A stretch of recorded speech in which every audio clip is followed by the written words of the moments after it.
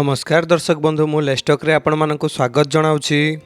Friends एबे भत्ता टंका को नहीं आसला गोटे नुआ नोटिस रे कौन रही आउ केबे राज्य रे असक्षम मानक भत्ता राशि मिलिबो एवं आउ केउ मानक भत्ता वृद्धि होई मिलिबो आउ जेउ मानकर बयस 60 वर्ष रु अधिक 80 वर्ष रु कम सेही लोक मानक केबे राज्य सरकार भत्ता टंका देबे बा 3000 भत्ता टंका केबे मिलिबो एने संपूर्ण अपडेट टी वीडियो माध्यम रे आमे जणा देइछु।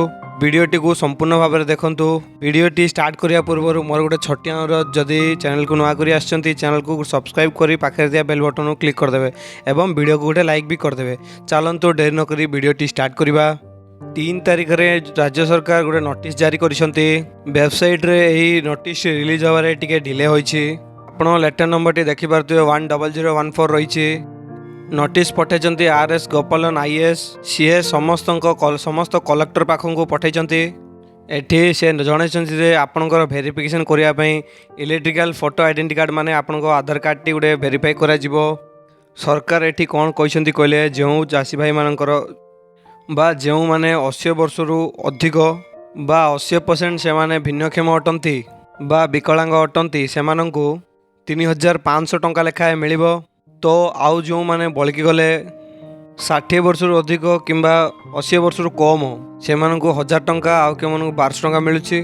जहाँकि एबे बहुत सारा लोक निजर भोटर आईडी को चेंज कर दउछंती डेट ऑफ बर्थ मध्य चेंज कर दउछंती इमिदी स्कैम करिया जोगु जे कि 3500 टंका भत्ता टंका पाइबे सेथि जोगु राज्य सरकार या निष्पत्ति नैछंती कि समस्त भोटर आईडी की वेरिफिकेशन करा जिवो। वेरिफिकेशन कला परे ही एई टंकाटी रिलीज करा जिवो।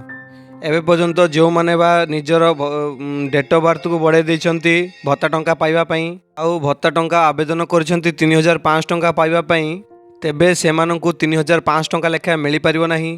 पूर्वरु सेमानकर जो भोटर कार्ड थिला सेको वेरिफिकेशन करा जाई सेमानंकु भत्ता टंका रिलीज करा जिवो। एठी प्रश्न उठुछि कि केउ माने 1000 रु 1200 टंका भत्ता टंका पाउछंती सेमानंकु 3000 टंका केबे भत्ता टंका मिलिबो एवं सरकार ए निष्पत्ति केबे को नेबे।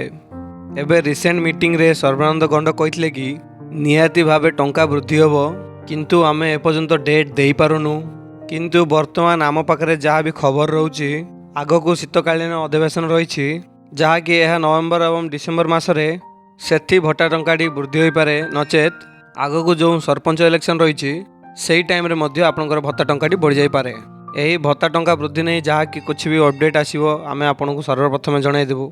यह था फ्रेंड्स गोटे छोटिया अपडेट। जदि वीडियोटी आपको भल लगी तेज वीडियो गोटे लाइक करदे। जो चैनल को नुआ कर चैनल को सब्सक्राइब कर पाखे दिया बेल आइकन को क्लिक करदे जहाँद्वारा कि आमर ये लेटेस्ट अपडेट गुड़ाक सर्वप्रथम पाइपर। धन्यवाद। जेकोसी डाउट अच्छी कमेंट सेक्शन में पचारतु।